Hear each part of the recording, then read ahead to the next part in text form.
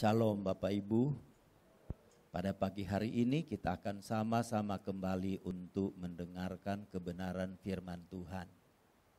Sebagaimana tema kita bulan ini adalah tentang Roh Kudus, karena itu pembacaan firman Tuhan pada pagi hari ini terambil dari kitab Injil Yohanes. Kitab Injil Yohanes pasal 16. Injil Yohanes pasal 16 ayat 7 hingga ayat yang ke-15. Kalau sudah menemukan, saya mengundang Bapak Ibu bangkit berdiri. Injil Yohanes 16 ayat 7 hingga ayat yang ke-15. Kita akan baca secara bergantian. Saya akan membacakan ayat ganjil, ayat 7 mulai. Dan kemudian Bapak Ibu bergantian, dan di ayat yang ke-15 kita baca bersama-sama, kemudian kita aminkan bersama-sama. Demikian firman Tuhan. Namun benar yang kukatakan ini kepadamu adalah lebih berguna bagi kamu jika aku pergi. Sebab jikalau aku tidak pergi, penghibur itu tidak akan datang kepadamu.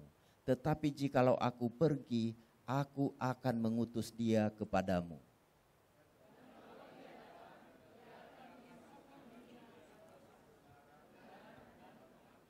Akan dosa karena mereka tetap tidak percaya kepadaku.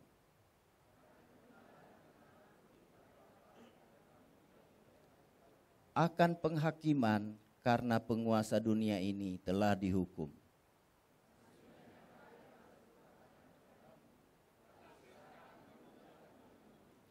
Tetapi apabila ia datang, yaitu Roh kebenaran, ia akan memimpin kamu ke dalam seluruh kebenaran. Sebab ia tidak akan berkata-kata dari dirinya sendiri, tetapi segala sesuatu yang didengarnya, itulah yang akan dikatakan, dan ia akan memberitakan kepadamu.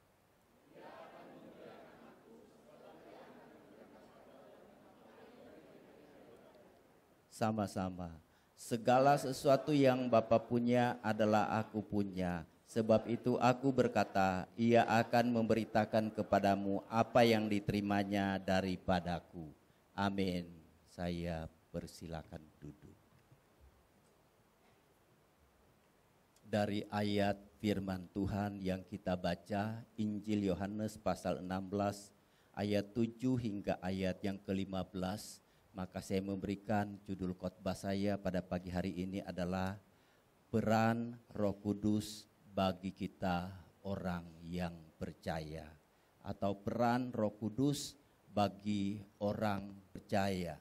Nah, Bapak Ibu kekasih dalam Tuhan Yesus Kristus, Tuhan Yesus katakan, namun benar yang kukatakan ini kepada kamu adalah lebih berguna kalau aku pergi, kalau aku pulang kepada Bapa, kalau aku kembali kepada Bapa. Sebab jika aku tidak pergi, penghibur itu tidak akan datang kepadamu. Tapi kalau aku pergi, aku akan mengutus dia kepadamu. Tuhan Yesus sedang bicara tentang Roh Kudus. Tuhan Yesus sedang bicara kepada murid-muridnya. Kata Tuhan Yesus, sekarang ini kamu belum dapat menanggung. Ya, tapi kalau penghibur itu datang, maka kamu baru akan tahu, kamu baru akan mengerti. Nah, oleh sebab itu, saudara kekasih dalam Tuhan, Yesus katakan lebih berguna kalau aku tidak pergi, penghibur itu tidak akan datang kepadamu. Tapi kalau aku pergi, aku akan mengutus penghibur itu datang kepadamu. Engkau dan saya perlu penghibur. Amin. Coba siapa yang belum pernah sedih dalam hidupnya? Tolong angkat tangan yang belum pernah sedih. Berarti engkau dan saya perlu penghibur. Ya. Coba siapa yang, karena Roh Kudus itu penghibur, Roh Kudus itu penolong yang akan menguatkan kita dan seterusnya. Coba mendengar berita-berita hari-hari ini yang begitu menakutkan. Ya, saudara kekasih dalam Tuhan, Pak kuasa Roh Kudus yang membangkitkan, memberikan gairah dalam hidup kita, kita pasti akan menjadi takut. Karena itu kita butuh kuasa Roh Kudus di dalam kehidupan setiap kita. Nah, Yesus katakan begini kepada murid-muridnya, berguna atau bermanfaat, berfaedah bagi kamu kalau aku pergi. Karena kalau aku pergi, aku akan mengutus penghibur itu kepadamu. Dan ini sudah digenapi ya Tuhan, yaitu Roh Kudus itu kepada kita. Nah saudara kekasih dalam Tuhan Yesus Kristus, Roh Kudus diberikan kepada kita orang percaya, punya peran dalam hidup kita. Mari kita lihat apa peran Roh Kudus bagi kita orang yang percaya. Kita lihat nomor 1. Nomor 1, peran Roh Kudus adalah menginsapkan dunia akan dosa. Saudara kekasih dalam Tuhan, karena itu Yesus katakan kepada murid-muridnya bahwa kalau ia datang, ia akan menginsapkan dunia ini akan dosa. Itu tugas Roh Kudus, itu peran Roh Kudus di dalam kita. Engkau dan saya adalah orang yang percaya. Engkau dan saya sudah ditebus oleh kuasa darah Yesus. Maka apa yang Roh Kudus lakukan dalam hidupmu dan hidupku, ia akan menginsapkan kita. Ia akan menginsapkan dunia ini tentang dosa. Nah coba kita baca di ayat yang ke-8 ini, sekali lagi kita akan baca sama-sama. Kita baca sama-sama 1, 2 ayat yang ke-8 ya. Itu ayat 7, ayat yang ke-8. Ayat yang ke-8. 1, 2, 3. Dan kalau ia datang, ia akan menginsapkan dunia ini akan dosa, kebenaran, dan penghakiman. Daripada Roh Kudus bagi kita orang percaya, pertama adalah menginsapkan kita tentang dosa. Saudara kekasih dalam Tuhan Yesus Kristus, kata menginsapkan dari dasar kata insaf, yang berarti mengusahakan supaya insaf. Jadi peran Roh Kudus dalam hidup kita, dia akan mengusahakan engkau dan saya supaya engkau dan saya insaf.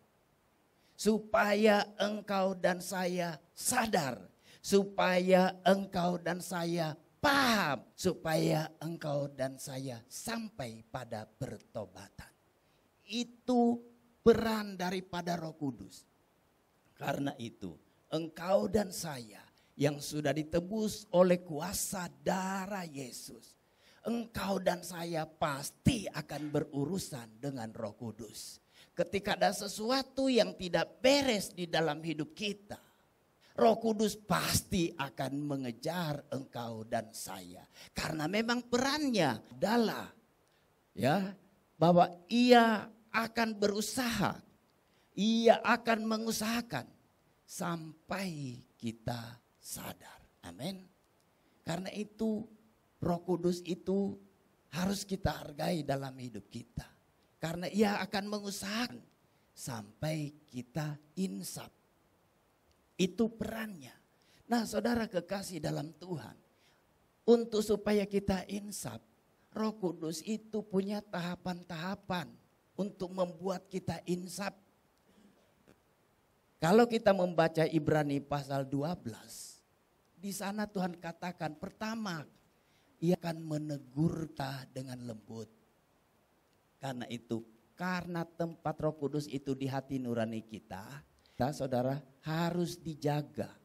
Hati nurani kita harus dijaga kemurniannya. Karena Roh Kudus akan berurusan dengan kita. Ya, sedikit saja kita tidak beres di hadapan Tuhan, Roh Kudus akan mengejar kita terus. Roh Kudus akan mengejar kita. Pertama, dia akan saudara menegur kita. Ia menasehati kita dengan lembut. Ya, kalau dia ingin respon dari kita. Kalau respon kita, yes Tuhan, ya aku salah Tuhan.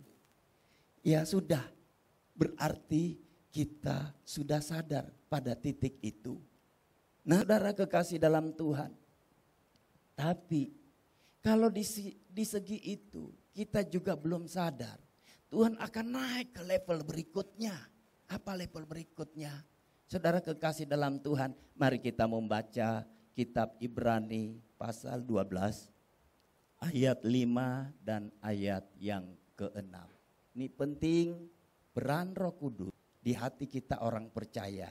Karena Roh Kudus biasanya menyiapkan hati kita supaya berkenan kepada Tuhan. Mari kita membaca bersama-sama Ibrani pasal 12 ayat 5 dan ayat yang ke-6. Ibrani 12 ayat 5 dan 6 sudah dapat semuanya, mari kita lihat di depan sini ya. Kita baca sama-sama 1, 2, 3. Dan sudah lupakah kamu akan nasihat yang berbicara kepada kamu seperti kepada anak-anak? Hai anakku, teng didikan Tuhan dan janganlah putus asa apabila engkau diperingatkannya. Karena Tuhan akan menghajar orang yang dikasihinya dan ia menyesa orang yang diakuinya sebagai anak. Jangan dulu ditutup ayat ini ya. Nah, saudara kekasih dalam Tuhan Yesus Kristus, Roh Kudus akan mengejar kita. Karena memang dia menginsapkan dunia ini akan dosa. Kalau ada dosa di dalam kehidupan setiap kita, Roh Kudus aktif untuk menginsapkan kita. Maka langkah yang pertama adalah ia akan menasehati.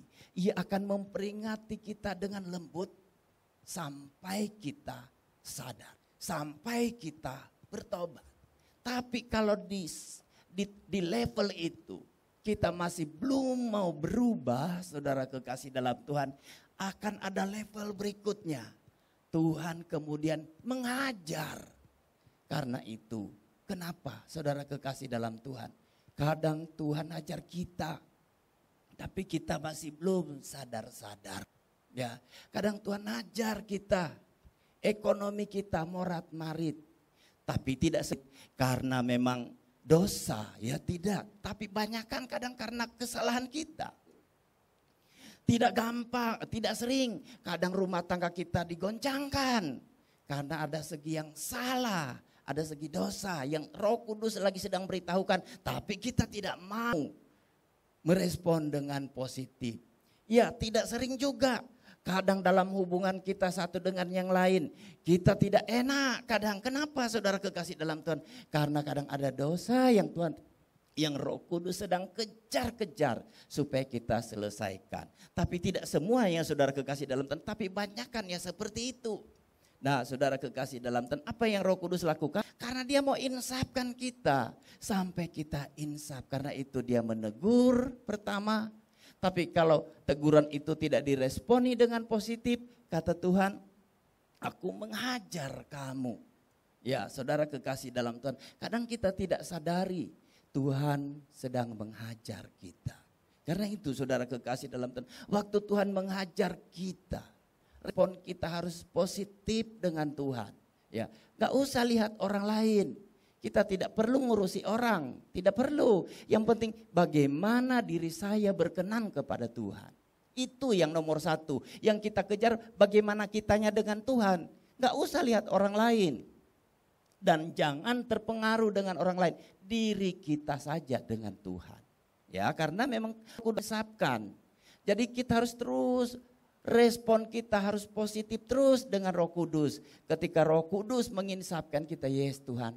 Coba Tuhan ya, saya di segi ini Tuhan, yang gak benar Tuhan. Tuhan tolong saya Tuhan.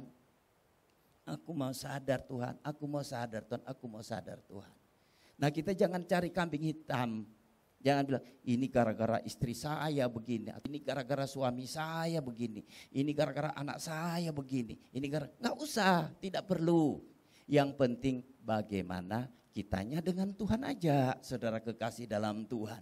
Karena Roh Kudus mengejar kita terus, bagaimanapun juga engkau dan saya masalahnya sudah ditebus oleh darah Yesus. Jadi Roh Kudus pasti kejar kita, saudara kekasih dalam Tuhan. Nah, kan di segi dia sudah menyesal, loh kok gak berubah-berubah? Naik lagi level. Nah, bukan hanya di Mikober yang ternyata Roh Kudus juga untuk menegur kita ada level-levelnya. Ya. Apa yang berikutnya? Ia menyesah orang yang diakuinya sebagai anak. Makanya kalau Tuhan lagi menyesah kita, saudara kekasih, anak. Makanya beda kita dengan orang di luar. Kalau yang namanya engkau dan saya sudah ditebus oleh darah Yesus, ya, darah Yesus sudah menebusmu, menebus saya. Makanya Tuhan itu berurusan dengan kita, saudara. Roh Kudus itu berurusan dengan kita setiap saat, setiap waktu. Karena itu, di sisi manakah yang belum benar, Roh Kudus itu akan membenarkan kita. Dia punya cara.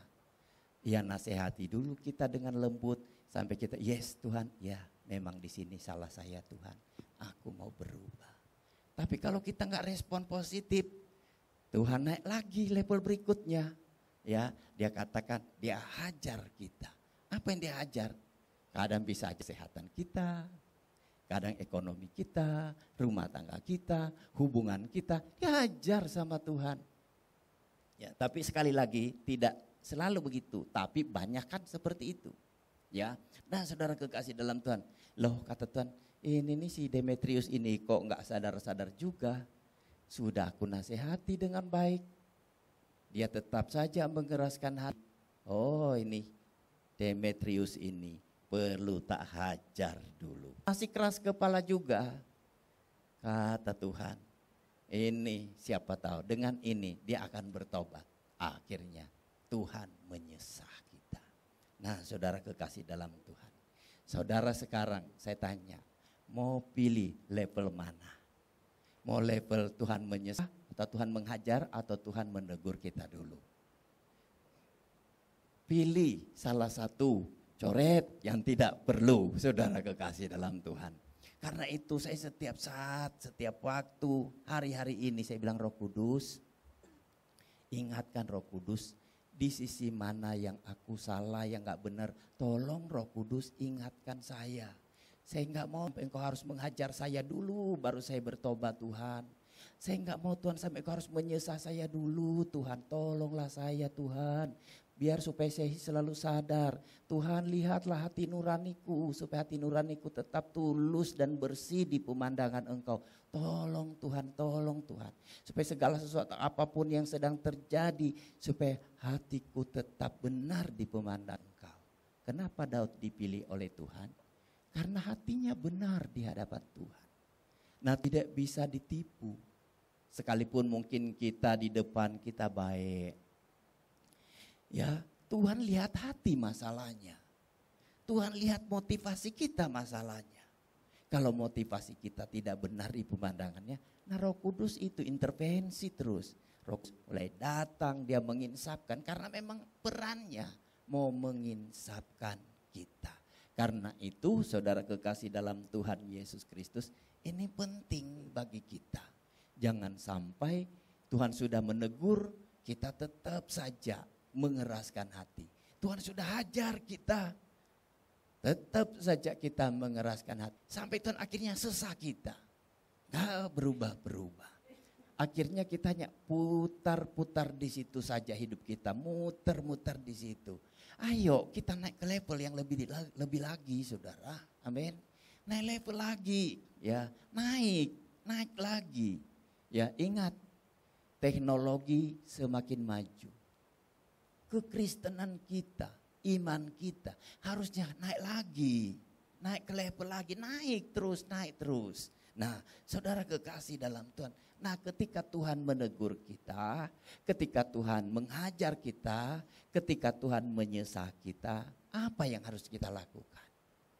Wahyu 3 ayat yang ke-19. Wahyu pasal 3 ayat 19. Kita baca sama-sama, di depan ini sudah besar-besar hurufnya ya. Ayat 19 ya, 1, 2, 3. Barang siapa ku kasih, ia ku tegur dan ku hajar. Sebab itu relakanlah hatimu dan bertobatlah. Yes, sampai di situ. Apa kata Tuhan? Ketika Tuhan menghajar kita, ketika Tuhan tegur kita, ketika dia hajar kita, apa respon kita? Harus punya hati yang rela untuk kayaknya gak begitu kelihatan ya saudara. Yang ini loh saudara yang dibaca, yang ini. Ya. Coba kita baca sama-sama sekali lagi. Barang siapa kukasihi, ia kutegur dan kuhajar. Sebab itu relakanlah hatimu dan wow, ini baca atau marah, saudara? Nah, saudara, ketika Tuhan ya menegur kita, ketika Tuhan menghajar kita, ketika Tuhan menyesah kita, respon kita kata Tuhan adalah kita harus punya hati yang rela untuk bertobat. Nah, saudara kekasih dalam Tuhan, karena firman Tuhan katakan, jangan keraskan hatimu. Kenapa? Tuhan itu berurusan dengan hati loh, saudara. Karena itu Roh Kudus itu menyiapkan hati kita. Karena engkau dan saya diciptakan hanya untuk memuliakan Tuhan, bukan untuk yang lain. Karena itu Tuhan kejar kita sampai hidup kita ini hanya untuk memuliakan Dia. Makanya Dia kejar terus. Karena engkau dan saya itu sudah ditebus oleh darah Yesus. Engkau dan saya miliknya, jadi Dia terus saja mengejar kita. Dimanapun kita berada, saudara kekasih dalam Tuhan. Karena itu respon kita sangat-sangat menentukan. Respon kita harus benar. Relakan hati kita dan bertobatlah. Ini yang Tuhan mau. Pekerjaan Roh Kudus, ini pekerjaan Roh Kudus. Karena Dia mau sampai kita insaf. Bukan setengah insaf, sampai insaf. Sampai sadar. Sampai bertobat, sampai paham, yes, saya salah. Yang ini yang benar. Karena itu jangan sekali-kali kita mengerahkan hati kita. Tidak ada gunanya. Coba Amsal 28 ayat 13 dan 14. Amsal 28 ayat 13 dan 14. Amsal 28 ayat 13 dan 14.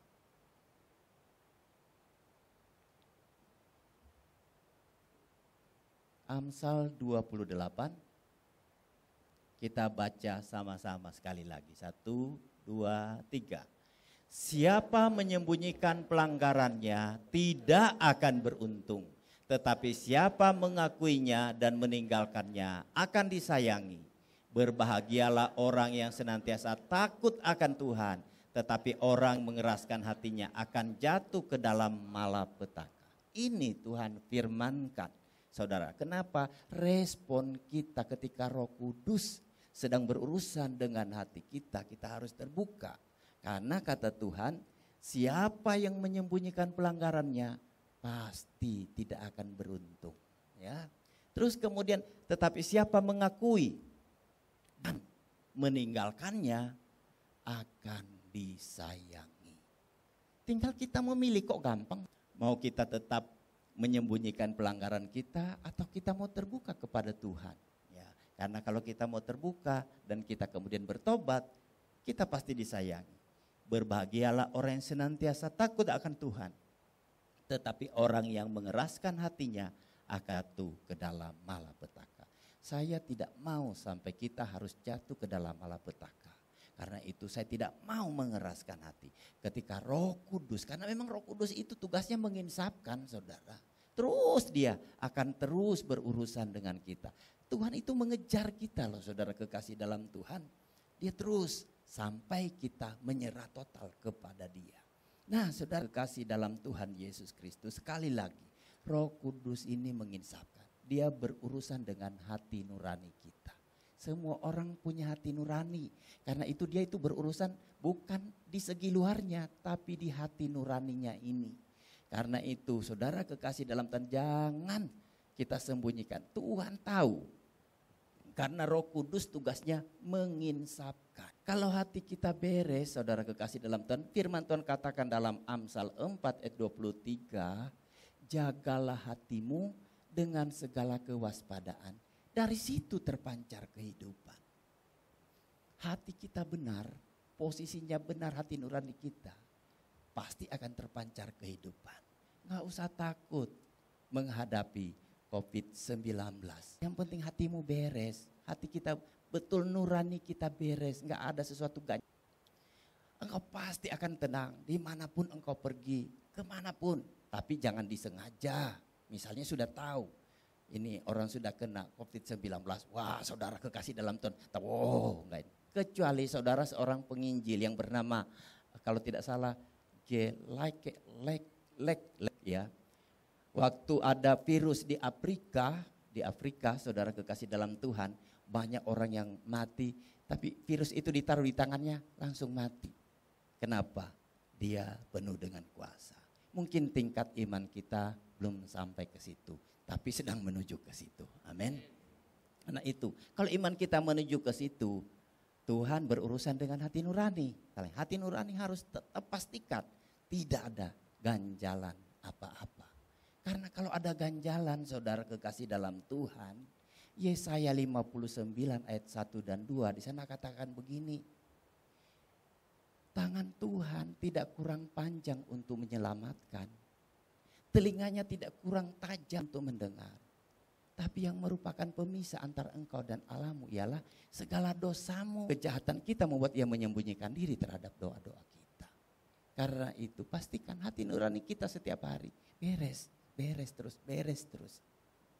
Bagaimana Tuhan membuka jalan dalam hidup kita kalau masih ada ganjalan di dalam hati kita. Nah saudara kekasih dalam Tuhan Yesus Kristus, ini penting. Kenapa Roh Kudus itu penting sekali dalam hidup kita? Karena Roh Kudus pasti akan berurusan dengan hati kita untuk menginsafkan kita. Ingat saudara kekasih dalam Tuhan, engkau dan saya pokoknya titik poinnya adalah engkau dan saya sudah ditebus oleh darah Yesus. Engkau dan saya milik Tuhan Yesus. Nah karena engkau dan saya milik Tuhan Yesus, dia terus berurusan dengan kita. Makanya karena dia utek-utek saudara dan saya. Kalau kita belum berubah, dia terus menerus lakukan sesuatu. Nah saudara kekasih dalam Tuhan, sampai kita menyerah. Tuhan bicara kepada Nabi Yeremia. Yeremia kata Tuhan, pergilah ke rumah tukang penjunan ya. Di sana aku akan memperdengarkan firmanku kepadamu. Yeremia pergi, saudaraku, ke tukang penjunan. Dia lihat kan dalam pelarikan ya.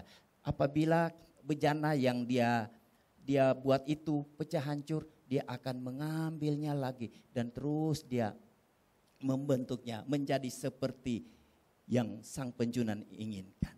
Tahukah saudara kekasih dalam Tuhan, di sini kita harus tahu Tuhan itu begitu setia kepada engkau dan saya. Ketika kita kadang ditegurnya nggak mau kita nggak mau dengar. Tuhan itu setia terus saja menuntun kita sampai kita bertobat loh saudara. Sampai kita sadar dia terus begitu setia, dia setia. Makanya kata Tuhan, apakah aku tidak dapat bertindak seperti tukang periuk itu katanya terhadap umatku. Tuhan itu luar biasa. Ketika saya membaca itu saya bilang Tuhan, oh Roh Kudus engkau begitu setia untuk mengubah hidup saya.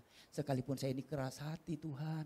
Tapi engkau selalu saja ketika engkau bentuk saya kadang gak mau, hancur hidup saya. Dia pungut lagi, dia bentuk lagi. Tuhan saya bilang Roh Kudus berikan saya Tuhan penghargaan kepada engkau. Engkau begitu setia. Engkau mau membentuk saya terus. Enggak ada bosan-bosannya. Dia mau membentuk kita. Karena kata Tuhan, engkau dan saya masalahnya sudah miliknya. Makanya dia terus bentuk kita, bentuk terus. Seperti yang ia mau dalam hidup setiap kita. Nah karena itu saudara kekasih dalam Tuhan Yesus Kristus. Sekali lagi Roh Kudus itu berurusan dengan hati kita. Sampai kita menyerah kepada dia. Karena tugas Roh Kudus adalah menginsafkan saya dan saudara insaf. Amin. Coba sekarang katakan kepada dirimu sendiri, Roh Kudus akan menginsafkan sampai saya insaf. Nah, kadang kita nuntut orang lain, kayak orang lain insaf, gak perlu. Ya, yang perlunya saya. Siapa yang perlunya, saudara? Saya, itu yang penting. Ya, kita kadang si Anu harus berubah. Wah, istri saya harus berubah, suami saya harus berubah. Akhirnya kita nuntut orang terus. Gak perlu. Ya, yang penting saya, katakan kepada Tuhan, yang penting saya yang berubah. Ngapain saya nuntut istri, ngapain saya nuntut anak, ngapain saya nuntut orang lain. yang penting saya. Coba kalau seandainya kita semua punya pemikiran seperti itu, gak ada masalah dalam rumah tangga kita. Amin. Gak ada masalah di dunia ini. Karena kita hanya berpikir kita yang berubah. Nah karena kita kebanyakan selalu kita jadi kaca spion. Ya, kita nilai orang lain. Kita lupa kalau kita sendiri juga punya kelemahan. Karena itu saya bilang kepada Roh Kudus, ubah saya, karena saya ingin hidup saya berubah. Ya. Terima kasih Tuhan, terima kasih Roh Kudus, terima kasih Roh Kudus. Saudara kekasih dalam Tuhan, karena saya percaya kalau hatimu benar, posisinya benar di hadapan Tuhan, doamu pasti tidak akan terhalang. Amin. Katakan, kalau hati nuraniku murni, doaku pasti tidak terhalang. Haleluya. Saya percaya. Bergantung hati nurani kita. Haleluya. Jadi itu yang pertama saudara ya. Yang pertama bahwa peran Roh Kudus bagi kita orang percaya adalah ia menginsapkan dunia ini akan dosa. Akan kebenaran. Jadi dia bawa kita sampai kita insaf, sampai kita benar. Akan penghakiman. Kenapa dia mengingatkan akan dosa? Karena firman Tuhan kata, karena mereka tetap tidak percaya padaku. Karena itu sampai kita percaya kepada Tuhan. Roh Kudus insafkan tentang kebenaran. Karena kata Tuhan Yesus, aku pergi kepada Bapa dan kamu tidak melihat aku lagi. Aku ini benar, aku pergi kepada Bapa. Aku tidak pergi kemana-mana, tapi pulang kepada Bapa. Akan penghakiman, aku akan menginsafkan kamu tentang penghakiman. Bahwa kuasa dunia ini, kuasa kegelapan sudah ada di bawah hukuman. Jadi enggak usah takut bahwa iblis itu dihukum oleh Tuhan. Ya. Nah saudara kekasih dalam Tuhan Yesus Kristus. Kemudian apalagi peran Roh Kudus bagi kita orang percaya. Yang kedua, ia akan memimpin kita ke dalam seluruh kebenaran. Enggak usah takut tersesat selama engkau dan saya mengizinkan Roh Kudus dalam hidup kita. Ia pasti akan memimpin hidup kita. Nah, firman Tuhan katakan dalam kitab Roma, anak-anak Tuhan adalah yang dipimpin oleh Roh Kudus. Beri dirimu terus dipimpin oleh Roh Kudus. Karena Roh Kudus pasti akan memimpin kita bukan hanya ke satu kebenaran, tapi ke dalam seluruh kebenaran. Artinya Tuhan akan membukakan kepada kita step by step kebenaran dalam hidup kita. Mungkin kita sudah membaca Alkitab dari Kejadian sampai Wahyu, sudah berulang-ulang kali. Tapi mungkin ada hal-hal yang kita tidak mengerti. Ada saat tertentu nanti Roh Kudus itu singkapkan, bukakan kebenarannya itu kepada kita. Karena memang Roh Kudus akan memimpin kita ke dalam seluruh kebenaran. Enggak usah takut tersesat selama engkau dan saya mengizinkan Roh Kudus. Karena Roh Kudus akan memimpin kita ke dalam seluruh kebenaran. Karena itu ia katakan apa kepada murid-muridnya? Banyak hal lagi yang harus kukatakan kepadamu. Tapi sekarang ini kamu belum dapat menanggungnya. Tapi apabila ia datang, yaitu Roh kebenaran, pimpin kamu ke dalam seluruh kebenaran. Karena ia tidak akan berkata-kata dari dirinya sendiri. Tetapi apa yang didengarnya daripadaku, apa yang dia terima daripadaku, itulah yang akan dikatakannya. Dan dia akan memberitahukan kepadamu perkara-perkara yang akan datang. Karena itu kita butuh Roh Kudus. Selain Roh Kudus menginsapkan kita tentang dosa, Roh Kudus pasti akan memimpin kita ke dalam seluruh kebenaran. Jadi nanti hari lepas hari kekristenan kita semakin hari semakin diperlengkapi oleh Tuhan. Karena ia akan singkapkan kebenarannya pada kita step by step sesuai dengan pertumbuhan rohani kita masing-masing. Ia memimpin kita ke dalam seluruh kebenaran. Karena itu Roh Kudus kita terus izinkan. Roh Kudus pimpin hidupku, Roh Kudus pimpin aku. Makanya ada lagu katakan, peganglah tanganku, Tolong musiknya. Hanya kita nyanyi dulu, peganglah tanganku Roh Kudus. Kita tidak mungkin tersesat kalau Roh Kudus yang memimpin hidup kita.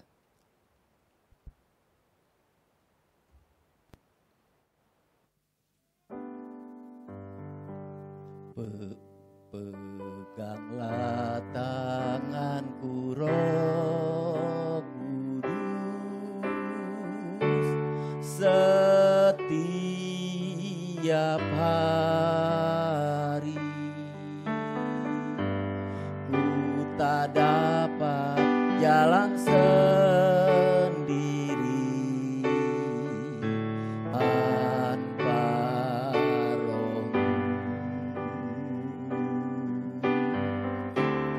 Bawalah diriku kepada segala kebenaran, agar ku tidak tersesat mengikut jalan-Mu. Peganglah tanganku Roh Kudus.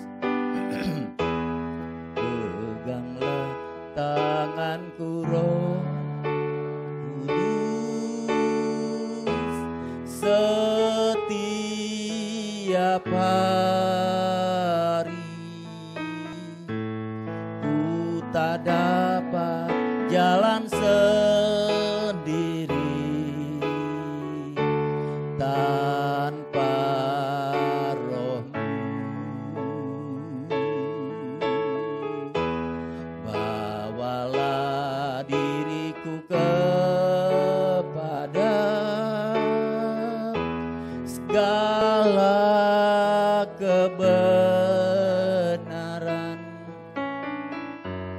agar ku tidak tersesat mengikuti jalan-Mu. Kita membutuhkan Roh Kudus. Karena itu nyanyi berkata, peganglah tanganku Roh Kudus setiap hari. Aku mengakui aku tidak dapat jalan sendiri tanpa Roh Kudus. Karena Roh Kudus akan membawa kita kepada seluruh kebenaran. Ya, saudara kekasih dalam Tuhan, Roh Kudus akan memimpin kita ke dalam seluruh kebenaran. Supaya kita tidak tersesat di dalam kehidupan ini.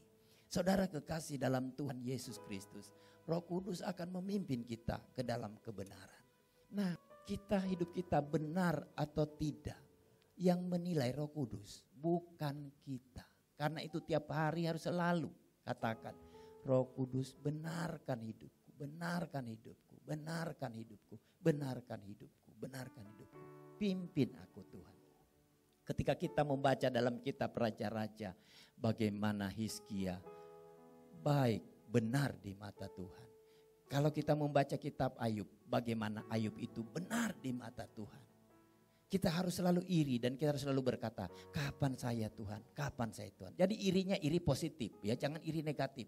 Ya, kalau kita misalnya membaca Alkitab tentang Hizkia kopi baik dan benar hidupnya, Tuhan kapan saya Tuhan, kapan saya Tuhan.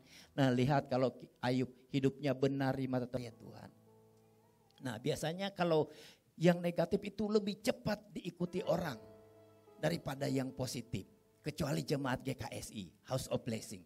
Yang positif justru itu yang nomor 1 diikuti. Haleluya. Kok aminnya masih kurang saudara. Kecuali GKSI, jemaat GKSI Hope selalu ngejar yang benar. Haleluya. Ya ini yang Tuhan mau. Karena kalau hati kita benar, doa kita tidak akan terhalang. Haleluya saudara. Nah jadi roh yang kedua, perannya adalah memimpin kita ke dalam seluruh kebenaran. Jadi engkau dan saya tiap hari, Tuhan nanti terus benarkan hidup kita, benarkan. Yang ketiga, ternyata peran Roh Kudus dalam hidup kita adalah hanya untuk memuliakan Yesus. Tidak untuk memuliakan diri kita sendiri, tapi hanya untuk memuliakan Yesus. Jadi apapun yang kita buat dalam hidup ini, fokusnya Yesus dimuliakan. Hanya Yesus. Nah dikatakan di ayat yang ke-14 di sini dia katakan, ia akan, ya 1, 2, 3. Ia akan memuliakan aku sebab ia akan memberitakan kepadamu apa yang diterimanya daripadaku. Itu peran Roh Kudus akan membawa kita memuliakan Yesus. Sehingga kemuliaan tidak ada yang mencurinya, kemuliaannya hanya untuk Yesus. Jadi kalau kita izinkan Roh Kudus, kalau kita mulai, saudaraku, kelihatannya, nah ini Demetrius ini kelihatannya sudah mau mulai jalan di awan-awan. Kata Tuhan, nih Roh Kudus akan membawa kita, menyadarkan kita supaya kita hanya memuliakan Yesus. Sehingga hanya Yesus yang kita muliakan. Karena dikatakan, ia akan memuliakan aku, kata Yesus, sebab ia akan memberitakan kepadamu apa yang diterimanya daripadaku. Berarti Roh Kudus itu dia akan memuliakan Yesus. Jadi engkau dan saya, hidupmu pasti akan memuliakan Yesus. Karena itu izinkan Roh Kudus. Karena Roh Kudus hanya memberitakan kepada kita apa yang dia terima dari Yesus. Nah, saudara kekasih, dalam ini penting bagi kita. Karena itu hari ini biarkan Roh Kudus mengambil peran di hati kita orang yang percaya. Kalau diambil peran, maka pertama dia akan insapkan kita sampai kita sadar, sampai kita bertobat. Yang kedua, dia akan pimpin kita ke dalam seluruh kebenaran. Dan yang ketiga, hidup kita pasti akan memuliakan Yesus. Amin.